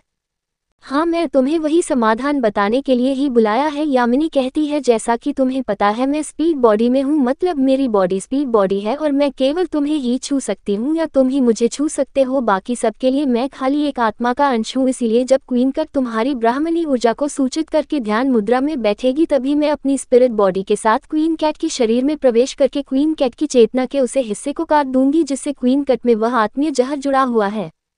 ठीक है, यामिनी इतना कहते हुए कारण क्वीन कैट की तरफ देखने लग जाता है। तभी यामिनी की आवाज करण के कानों में फिर से आती है। मैं डिवाइन ट्री के नीचे बैठकर साधना कर रही हूँ। जब तुम लोगों का मेल मिला पूरा हो जाए, तब तुम क्वीन कैट की बॉडी को लाकर मेरे सामने छोड़ देना। उसके बाद तुम आयामी दुनिया में आराम कर सकते हो या बाहर अपनी दुनिया में भी जा सकते हो। ये कहते हुए यामिनी उसे रूम से बाहर चली जाती है और आंगन में लगे हुए जॉइंट ट्री के नीचे बैठकर साधना मुद्रा में चली जाती है। कारण अभी यामिनी की पीठ को देख ही रहा होता है कि तभी उसका ध्यान अपने कमरे में हुई आवाज की तरफ जाता है, जहाँ उसे क्वीन कहते के शरीर में ऊर्जा का उतार चढ़ाव दिखाई देता है। धीरे धीरे क्वीन कैट लड़की के रूप में बदल जाती है। करण क्वीन कैट को हैरानी से देखने लगता है। क्वीन कैट पूरी तरह लड़की में बदलकर करण की तरफ चलकर आने लगती है। क्वीन कैट के शरीर पर एक भी वस्त्र नहीं था। कारण अपनी आंखों से उसके फिगर को देख ही रहा होता है कि तभी क्वीन कैट उसके पास आकर कारण के होठों पर अपने होंठ रख देती है। कारण भी अब अपना कंट्रोल होते हुए क्वीन कैट को किस करने लग जाता है। वह किस करते हुए क्वीन कैट को बिस्तर पर गिरा लेता है तथा साथ किस को बिना ब्रेक किए हुए अपने हाथों से क्वीन कैट के बक्सों को सहलाने लगता है। धीरे धीरे क्वीन कैट और करण की काफी ज्यादा पैसिनेट होने लगती है। करण क्वीन कैट के मुंह में जीव इंटर करना चाहता है, लेकिन क्वीन कैट अपने मुंह को खोलती नहीं है, तो कारण उनके उभारों को थोड़ा जोर से दबा देता है, जिसे क्वीन कैट का मुंह बोलते हुए खुल जाता है। तभी कारण अपनी जीव इंटर करके क्वीन कैट के मुंह के हर कोने को एक्सप्लोर करने लगता है। कुछ देर में क्वीन कैट की सांस उखड़ने लगती है, इसलिए कारण उसके होठों को छोड़ते हुए उसकी गर्दन पर किस करने लगता है। करण क्वीन कैट की गर्दन पर धीरे धीरे उसके वक्ष की तरफ बढ़ने लगता है, जिससे एक हाथ से वह उसके एक उभार को सहलाता है तथा दूसरे उभार को शक करने लगता है। ऐसे ही वह बारी बारी दोनों को बदल बदल कर महसूस करता है। वही क्वीन कैट की सांस भारी होने लगती है तथा उसके मुंह से मीठी मधुर सिसकियां निकलने लगती है। करण क्वीन कैट के उभार से खेलते हुए अपने सभी वस्त्रों को निकाल देता है तथा अपने प्राइवेट पार्ट को क्वीन कैट के प्राइवेट पार्ट पर रखकर सहलाने लगता है। क्वीन काट के उभार को छोड़कर कारण उसके होठों पर होंठ रखकर क्वीन कट में झटके से इंटर हो जाता है। क्वीन कैट की चीख बाहर नहीं निकाल पाती है, लेकिन उसकी आंखों से बेटा हंस दर्द के आंसू निकलने लग जाते हैं। क्वीन काट के नाखून कारण की पीठ में चुभने लगते हैं, जो कि उसके दर्द को बयां कर रहे थे। करण क्वीन काट के दर्द को कम करने के लिए उससे किस करता है तथा उसके उभारों को सहलाने लगता है। धीरे धीरे क्वीन कैट का दर्द कम होता है और कारण अपनी कमर हिलाना चालू कर देता है। धीरे धीरे क्वीन कैट भी कारण को संभोग में सहयोग करने लगती है तथा दोनों की आहें बाहर सुनाई देने लग जाती है।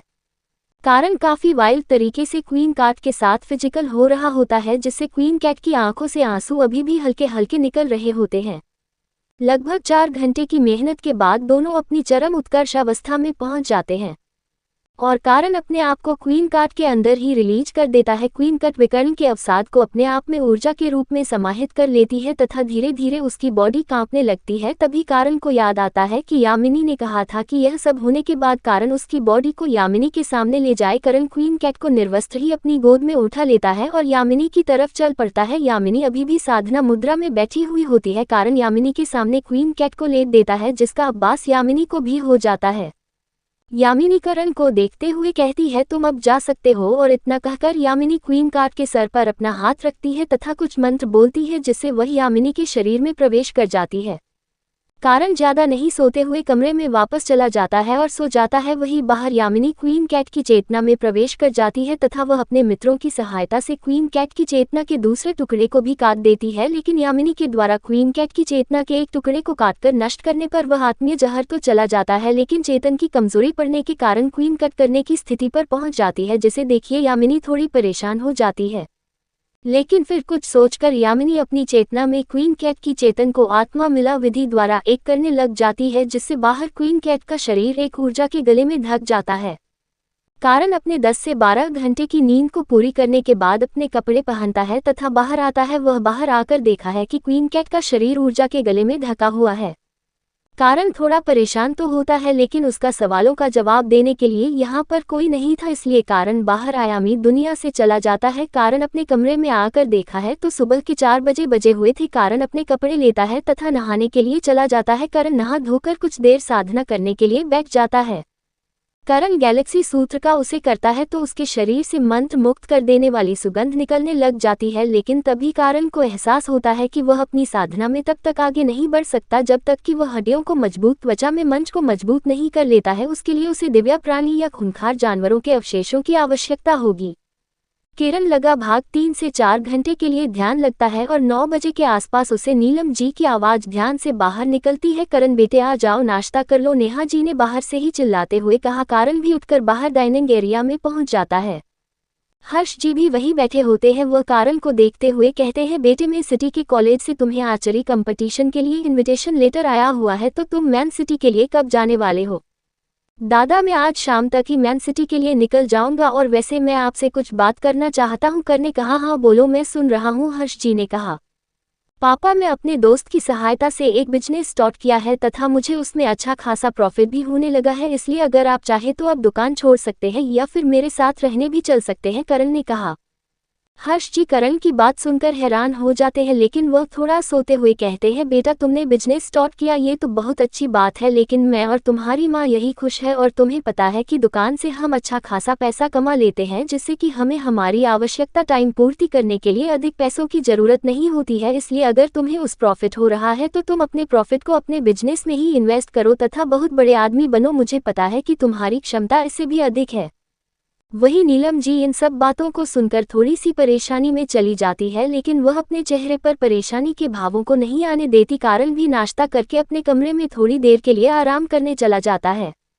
वही हर्ष जी नीलम जी को परेशान देखकर कहते, क्या हुआ, तुम परेशान क्यों हो रही हो? तब नीलम जी कहती है, अभी उसने बिजनेस के बारे में बात की तो क्या हुआ, वह जिसका खून है तो उसकी नसों में ही बिजनेस दौड़ रहा होगा, इसलिए हम उसे ऐसा करने से रोक तो नहीं सकते। बोलो मत कि वह हमारा असली बेटा नहीं है, हमने उसे गोद लिया है। आप ऐसा कैसे कर सकते कि वह हमारा असली बेटा नहीं है? कारण ही हमारा असली बेटा है, क्योंकि हमारे अलावा उसकी इस दुनिया में कोई भी जिंदा नहीं है। नीलम जी की इस बात को सुनकर हर्ष जी थोड़ा मुस्कुराते हैं और कहते हैं, तुम भूल रही हो, करण के दादाजी भी अभी तक जिंदा है। भले ही करण और करण के दादाजी के अलावा उनके परिवार में कोई भी जिंदा नहीं बचा हो, लेकिन फिर भी इससे ये सच नहीं बदल जाता कि करण की उसके परिवार के प्रति भी कुछ जिम्मेदारी है। ठीक है, तुम अभी ज्यादा चिंता मत करो, वक्त आने पर हम करण को सब सच्चाई बता देंगे। वही करण कमरे में आराम कर रहा होता है। करण की आध्यात्मिक शक्ति बहुत ज्यादा मजबूत होती है, इसलिए वह बाहर सभी बातों को सुन लेता है, लेकिन करण अपने भावनाओं को अपने ऊपर हावी होने नहीं देता है। करण ने लाखों सालों के जीवन को अनुभव किया हुआ होता है, भले ही वह जीवन स्वयं का ना हो, लेकिन उसकी यादों को करण ने बहुत पास से देखा था, इसलिए उसे पर इस प्रकार की भावनाएं हावी नहीं होती है। करण इस बारे में ज्यादा नहीं सोते हुए इसे भविष्य के लिए टाल देता है। करण अभी यह सब सोते हुए दोपहर रेस्ट करने ही वाला होता है कि तभी उसे अपने शिष्य राजेंद्र प्रसाद का फोन आ जाता है। करण फोन उठाते हुए कहता है, क्या बात है राजेंद्र, क्या हुआ? टीचर, आपको मार्शल आर्ट संगठन ने एक मीटिंग के लिए इनवाइट किया है, राजेंद्र ने काफी रिस्पेक्टफुली करण से कहा। मार्शल आर्ट संगठन ये क्या है और इन्होंने मुझे क्यों बुलाया है? करण ने थोड़ी हैरानी के साथ राजेंद्र से पूछा। टीचर, आप मुझे बता दीजिए कि अभी आप कहाँ हैं, मैं आपको अभी पिक कर लेता हूँ, इस बारे में हम मिलकर बात करते हैं। राजेंद्र ने कहा, ठीक है, मैं अभी अपने घर पर हूँ, तुम मुझे घर से थोड़ी दूर लेने के लिए आ जाओ, करण ने कहा और अपना फोन रख दिया। करण उठकर घर से अपनी मम्मी पापा को दोस्त के घर जाने का कहकर बाहर चला जाता है। वहीं जाते हुए करण अपनी मम्मी नीलम जी से कहता है, मम्मी आप मेरे कपड़े वगैरह पैक कर दीजिए, अब मैं सिटी ही रुकने वाला हूँ, क्योंकि वहीं से कॉलेज और बिजनेस दोनों संभालने वाला हूँ। ये कहते हुए करण घर से निकल जाता है। नीलम जी विकरण की बातों से थोड़ी सी मायूस हो जाती है, पर वह अपने दिल पर मायूसी को हावी होने नहीं देती और करण के सामान को पैक करने लग जाती है। तो क्यों बुलाया है मार्शल आर्ट संगठन ने करण को मीटिंग के लिए? तो क्या होगा क्वीन कैट और यामिनी की आत्मविलाप विधि का परिणाम? जानने के लिए पढ़ते रहिए the immortal empire, CH14 martial art organisation and new leader. अब तक हमने पढ़ा कि करण को राजेंद्र मार्शल आर्ट संगठन की मीटिंग का इनविटेशन के बारे में बताते हैं। अब आगे करण अपने घर से निकलकर थोड़ी दूर पर जाता है तो वहां पर उसे एक गाड़ी खड़ी दिखाई देती है, जिसके बाहर राजेंद्र प्रसाद करण का इंतजार करते हुए दिखाई देता है। करण सीधा उसी तरफ चला जाता है और बिना कुछ बोले गाड़ी के अंदर पीछे की सीट पर बैठ जाता है। राजेंद्र भी तुरंत ही उसके पास की सीट पर बैठ जाता है और ड्राइवर को अपनी गाड़ी आगे बढ़ने का इशारा करता है। कुछ ही देर में गाड़ी सड़क पर तेज रफ्तार से दौड़ने लग जाती है। यह मीटिंग किस लिए हो रही है, मुझे इस बारे में क्लियर बताओ, करण ने बिना किसी इमोशन के साथ राजेंद्र को कहा। राजेंद्र थोड़ा घबराते हुए अपने चेहरे पर आए हुए पसीने को पूछते हुए कहता है, वो मास्टर, बात यह है कि मेरा एक दोस्त मार्शल आर्ट संगठन में एल्डर की पोजीशन पर है, उसका रैंक ग्रैंड मास्टर के पहले सितारे जितना है और मैंने उसे अपनी प्रॉब्लम के बारे में बहुत पहले बताया था, लेकिन उससे मेरी प्रॉब्लम सॉल्व नहीं हुई। लेकिन उसे कहीं से पता चल गया कि मेरी मदद किसी रहस्यमयी लड़के ने की है और उसका रैंक एक ग्रैंड मास्टर के लेवल से भी कहीं ज़्यादा है, इसलिए उसने आपके बारे में अपने सीनियर्स को बताया है और वे सभी लोग इतने यंग लड़के को अपनी मार्शल आर्ट संगठन में ज्वाइन करवाना चाहते हैं, इसलिए उन्होंने आपको मीटिंग के लिए बुलाया है। करण राजेंद्र के चेहरे कदर को नजरअंदाज करते हुए कहता है, क्या यह मार्शल आर्ट ऑर्गेनाइजेशन गवर्नमेंट की है या फिर कोई और ग्रुप से चला रहा है? क्या तुम मुझे इस बारे में बता सकते हो और इस मार्शल आर्ट ऑर्गेनाइजेशन से जुड़ने के फायदे और नुकसान क्या क्या है? राजेंद्र देखा है कि करण उसकी इस बात को सुनकर गुस्सा नहीं हुआ, बल्कि उसने आगे कुछ और जानने के लिए पूछा है, तो वह थोड़ी सी राहत महसूस करता है और करण के सवाल का जवाब देते हुए कहता है, मार्शल आर्ट ऑर्गेनाइजेशन एक ग्रैंड मास्टर से भी ऊंचे लेवल के आदमी ने स्थापित की है। उसका रैंक ग्रैंड मास्टर से भी ज्यादा था, लेकिन उसे रैंक को क्या कहते हैं ये किसी को भी नहीं पता। वह आदमी अपने बाद इस ऑर्गेनाइजेशन के लीडर के लिए एक ब्लैक आयरन क्रिस्टल स्टोन को छोड़कर गया है। जो भी उसे स्टोन को तोड़ेगा वह उसके अंदर से क्रिस्टल बैच प्राप्त करके इस ऑर्गेनाइजेशन का लीडर बन सकता है, तथा तब तक के लिए जो भी ग्रैंड मास्टर तारा में सबसे ज्यादा पावरफुल होगा वह इस ऑर्गेनाइजेशन का लीडर बन सकता है। राजेंद्र ने बड़ी बारीकी से ऑर्गेनाइजेशन की स्थापना के बारे में करण को समझाया। तुम्हारी बातों से तो यूं लगता है कि यह मार्शल आर्ट ऑर्गेनाइजेशन एक निजी संगठन है, करण ने राजेंद्र से कहा। हाँ, हम ये कह सकते हैं कि मार्शल आर्ट ऑर्गेनाइजेशन एक निजी संगठन है, लेकिन ये पूरे विश्व में फैली हुई है और इसका मुख्य हेडक्वार्टर में सिटी में ही है, क्योंकि मैं सिटी दुनिया की सबसे बेस्ट सिटी में आती है। ऐसा नहीं है कि मैं सिटी से बेस्ट जगह ही भी नहीं है, लेकिन मैन सिटी के अंदर प्राकृतिक वातावरण बहुत ज़्यादा है, इसलिए इसका मुख्यालय मैन सिटी के अंदर है। और रही बात इसके प्राइवेट संस्था होने की, तो ये गवर्नमेंट के साथ मिलकर काम करती है। बाहर के देशों में इस संस्था का एकमात्र काम सभी मार्शल आर्टिस्ट पर नियमों को लागू करना है, जबकि हमारे देश के अंदर इस ऑर्गेनाइजेशन के पास कुछ और भी पावर है, जैसे कि यह है ऑर्गेनाइजेशन के मेंबर को जड़ी बूटियां पर छूट दी जाती है तथा गवर्नमेंट के साथ है बहुत से मिशन करने को भी जाना पड़ता है, और यह सभी नियम मार्शल आर्ट ऑर्गेनाइजेशन के संस्थापक द्वारा निर्धारित किए गए थे। तुमने अभी कुछ देर पहले मार्शल आर्ट ऑर्गेनाइजेशन के लीडर के टोकन के बारे में बताया, क्या इस प्रकार के और भी टोकन हैं और यह टोकन कैसे वर्क करते हैं, क्या तुम इस बारे में थोड़ा और बताओगे? कारण ने राजेंद्र से कहा। जी टीचर, ये कहते हुए राजेंद्र कारण को रैंक और उनके बैचेस के बारे में बताने लगता है। फिगर लेवल पर्पल बेल्ट, ये पर्पल बेल्ट मार्शल आर्ट की शुरुआत में सिखाने वाल मार्शल आर्टिस्ट। ब्रॉन्ज बैच, यह ब्रांच बैच जो मार्शल आर्ट को थोड़ा बहुत सीख जाते हैं उन्हें मिलता है। Martial art expert silver badge, जड़ी बूटियां पर 10% छूट। Martial art master gold badge, जड़ी बूटियां पर 20% छूट। Martial art grand master diamond badge, विश्व की किसी भी आयुर्वेदिक संस्थान पर 20% छूट तथा प्रत्येक देश में एक मुख्य अतिथि या वेरी इंपोर्टेंट पर्सन का दर्जा। Current leader badge rare yellow crystal badge, यह ऑर्गेनाइजेशन के लीडर का बैच है तथा यह ऑर्गेनाइजेशन के नियमों को तो नहीं बदल सकते लेकिन सभी को ऑर्डर दे सकते हैं। Black crystal batch real leader batch, ये पूरी ऑर्गेनाइजेशन में सिर्फ एक व्यक्ति के पास ही था और अभी तक दूसरा कोई भी इसे हासिल नहीं कर पाया है, और इसे जो भी हासिल करेगा वह ऑर्गेनाइजेशन पूरी तरीके से उसे व्यक्ति के अधीन होगी तथा वह व्यक्ति किसी भी प्रकार के बदलाव कर सकता है।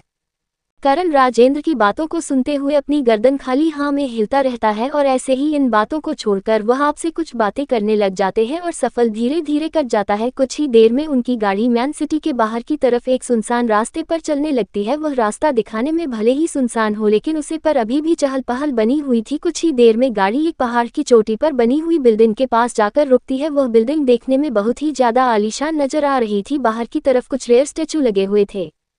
करण गाड़ी से उतरता है तथा दूसरी तरफ से राजेंद्र बिगड़ी से उतरता है। राजेंद्र करण को रास्ता दिखाते हुए बिल्डिंग के अंदर लेकर जाता है।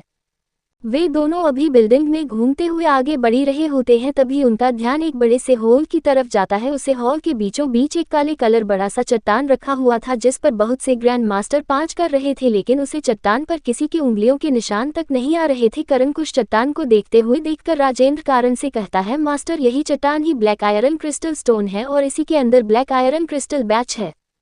कारण अपनी गर्दन हाँ हिलता है और राजेंद्र को देखते हुए कहता है, हमें मीटिंग के लिए बुलाया गया है तो चलो मीटिंग हॉल में चलते हैं। हाँ टीचर, ये कहते हुए राजेंद्र अपना फोन निकलता है, रोकने दोस्त को कॉल करता है। सामने से उसका दोस्त कॉल उठना है और राजेंद्र को 5th फ्लोर के मीटिंग हॉल में आने के लिए कहता है। करण और राजेंद्र कुछ ही देर में मीटिंग हॉल में पहुंच जाते हैं, जहां बाहर दरवाजे पर एक गार्ड खड़ा होता है। करण और राजेंद्र गार्ड के पास जाते हैं और उसे मीटिंग हॉल में जाने के लिए परमिशन मांगते हैं। वह गार्ड राजेंद्र उपकरण को देखते हुए कहता है कि एल्डर ने खाली इस नौजवान को अंदर बुलाया है, आप कृपया बाहर ही इंतजार करें। करण राजेंद्र को बाहर रुकने का कहकर अंदर हॉल के चला जाता है। करण अंदर जाकर देखा है तो सामने उसे एक चेयर डाली हुई दिखाई देती है तथा उसके थोड़ी दूर पर 5 चेयर पर 5 आदमी बैठे हुए होते हैं। कारण अपनी गर्दन घूमकर कमरे के चारों तरफ देखा है तो उसे साइड में कांच की दीवार बनी हुई दिखाई देती है जो कि पूरी तरीके से ब्लैक थी तथा दूसरी तरफ से कुछ LED स्क्रीन्स लगी हुई थी। करण को यूं हर तरफ देखते हुए देखकर वह सामने बैठे 5 में से एक आदमी बोलते हुए करण को सामने रखी चेयर पर बैठने के लिए कहता है। कारण बिना कुछ बोले सामने रखी चेयर पर जाकर बैठ जाता है। तभी उन 500 लोगों ने कारण को ध्यान से देखा और कहा, तो राजेंद्र ने सच्ची कहा था कि तुम ग्रैंड मास्टर 17 में हो। मैं बातों को ज्यादा नहीं घूमते हुए सीधा मुद्दे पर आता हूँ। नीचे अपना रैंक बात कर अपना ग्रैंड मास्टर का बच ले लेना तथा हम सभी सच में देखना चाहते थे कि तुम सच में ग्रैंड मास्टर स्तर पर हो या नहीं। सामने बैठे 5 अल्ट्रॉन में से एक ने कहा, आपने सिर्फ मेरा लेवल देखने के लिए तो मुझे नहीं बुलाया होगा, इसलिए मैं चाहता हूँ कि आप जल्दी से जल्दी मुद्दे पर आए। करण ने बिना किसी भावों के कहा, मुझे तुम्हारी यह स्पष्ट बात करने का तरीका काफी पसंद आया। एक एल्डर ने कहा, ठीक है, हम तुम्हें बताते हैं कि हमने तुम्हें क्यों बुलाया है। हमारी मार्शल आर्ट ऑर्गेनाइजेशन के हेड मिस्टर देवानकर चाहते हैं कि तुम उनके शिष्य बन जाओ और हम तुम्हें मार्शल आर्ट ऑर्गेनाइजेशन के अगले उत्तराधिकारी के रूप में भी चुन सकते हैं अगर तुम्हारा प्रदर्शन हमें संतुष्ट करता है। मैं मार्शल आर्ट ऑर्गेनाइजेशन में नहीं जुड़ना चाहता, करण ने तुरंत मना करते हुए कहा।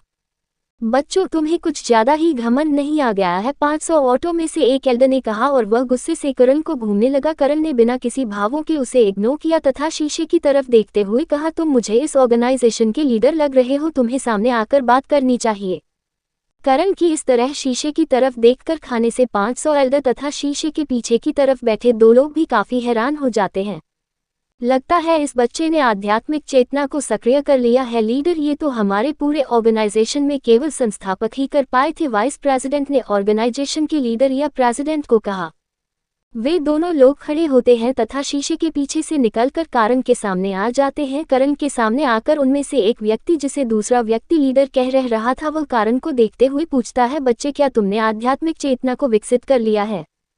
करण अपनी नज़र घूमकर अपने सामने एक वृद्ध व्यक्ति को देखा है, जो उम्र से भले वृद्धि हो लेकिन ताकत के मामले में वह अच्छे युवाओं को भी टक्कर दे सकता है। करण उसकी बात पर सहमति से अपना सर हिला देता है। करण को शांति में से लगाते हुए देखकर हुए सभी थोड़ी अचंभे में चले जाते हैं और उनमें से वाइस प्रेसिडेंट चलते हुए कहता है, इसका मतलब तुम ग्रैंड मास्टर के तीसरे स्तर में हो या उससे भी अधिक। वही 5 एल्डर वाइस प्रेसिडेंट की बात सुनकर काफी हैरान हो जाते हैं। कर्ट वाइस प्रेसिडेंट और प्रेसिडेंट को देखते हुए कहता है, आप दोनों मेरे साथ नीचे ब्लैक आयरन क्रिस्टल स्टोन के पास चलिए। ये कहते हुए करण दरवाजा खोलकर बाहर निकल आता है। करण को यूं कहकर जाता देख 5वां एल्डर थोड़े से नाखुश नजर आते हैं। वही प्रेसिडेंट और वाइस प्रेसिडेंट थोड़ी सी सदमे में चले जाते हैं। उन्हें ये डर लग रहा था कहीं ये लड़का उसे चट्टान को तोड़कर लीडर बैच हासिल न कर ले। अगर ऐसा हुआ तो ये बात सच में काफी आश्चर्यजनक होगी।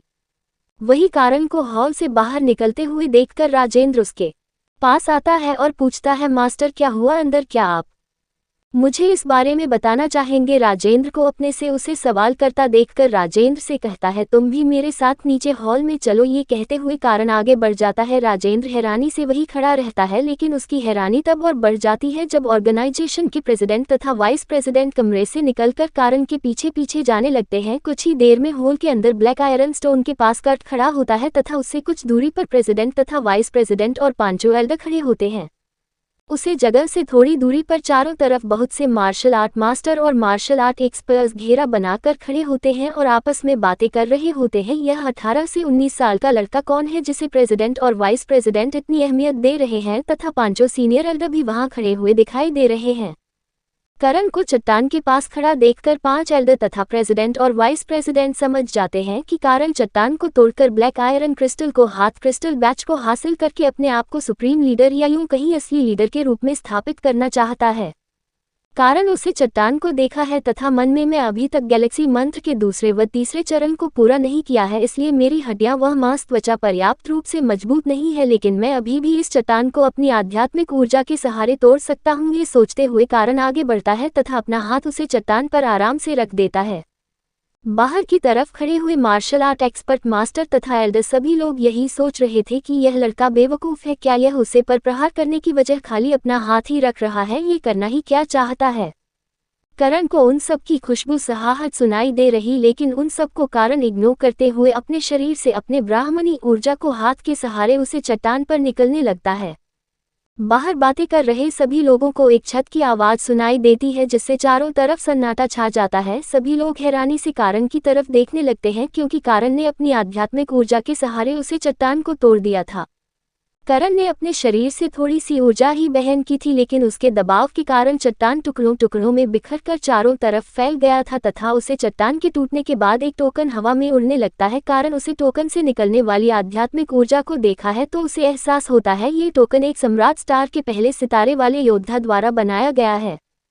करण अपना हाथ आगे करता है तो वो टोकन उठाते हुए करण के हाथ में आ जाता है। चारों तरफ के लोग ये देखकर काफी आश्चर्यचकित हो जाते हैं, किसी के मुंह से जबान भी बाहर नहीं निकल रही थी।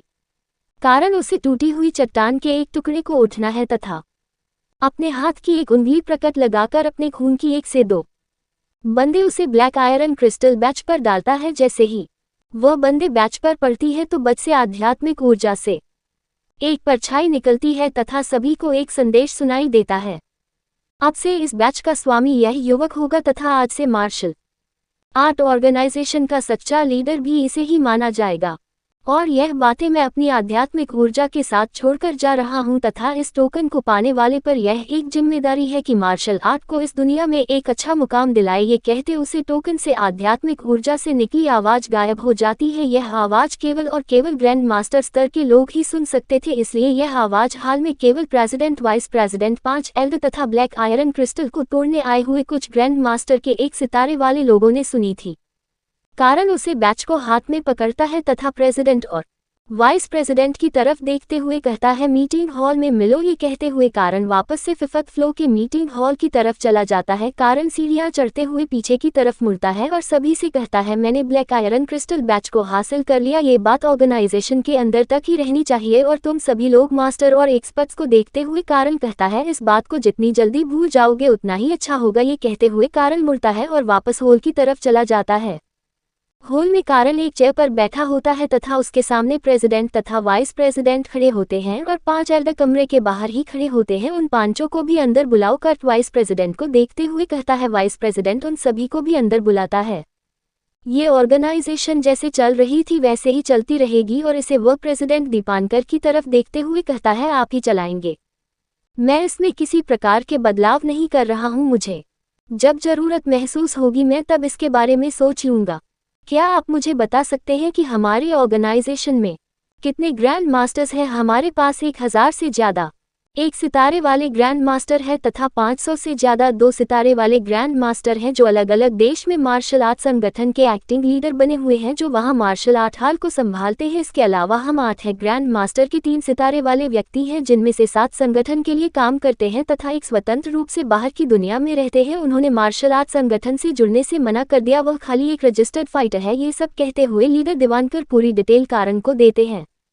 ठीक है, ग्रैंड मास्टर के दूसरे सितारे से ऊपर वाले जितने भी फाइटर या योद्धा हैं उन सभी को मेरी पहचान और मेरे बारे में अच्छे से बता दिया जाए, वह भविष्य में कभी भी मुझे उलझने की कोशिश न करे। इतना कहने के बाद कारण अपनी जगह से खड़ा हो जाता है। कारण को खड़ा होते हुए देखकर सभी अपनी गर्दन झुकाकर खड़े हो जाते हैं।